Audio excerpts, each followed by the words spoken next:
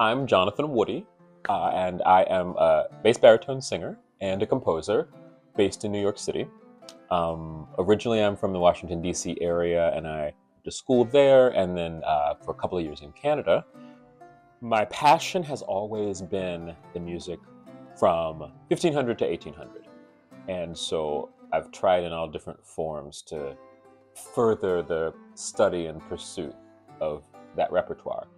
And developing as a composer, I realized that I could also compose with stylistic references to that time period. And that seems to be something that people like.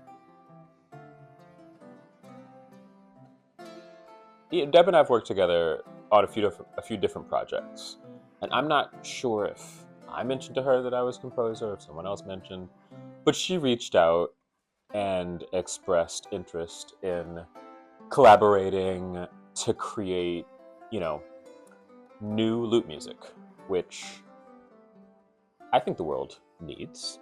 Um, and I think, so many of us who focus on the music of the past, creating something new, it takes a specific outlook. And I think Deb and I were able to see eye to eye on that outlook and on how to create something that would both work in the context of John Dowland, but also, be a new offering into the repertoire for lute players.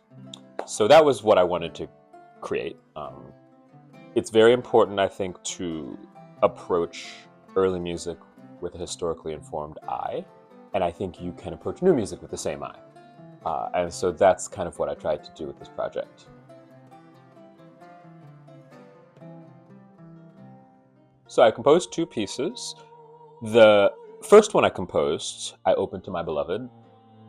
That, in my mind, was a true homage to, uh, not exactly John Dowland, because he never wrote this kind of piece, but his contemporaries wrote pieces that we call verse anthems, which take a portion of scripture and usually set it to music with maybe a soloist and then a backup vocal ensemble. And then the instrumental scoring is often viols, sometimes recorders. I fell in love with that music as a college student. I tried to sing every one of those pieces that there were. And so when Deb, and I came up with these ideas, that seemed like totally the way to go.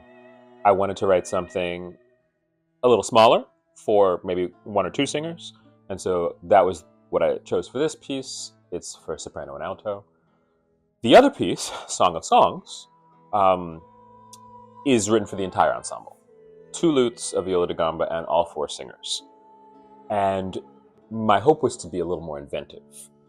I wanted it to fit into the world of Renaissance music, but I don't necessarily think that there's an existing piece that quite sounds like Song of Songs. I almost wanted to conjure the idea of a cantata, which of course comes a century later, but this idea that a story can be told from point A to point B via music. There were Renaissance versions of that, but they aren't quite what we would recognize. So I wanted to kind of create this hybrid form that I think maybe is more familiar to all of us who live in the early music world.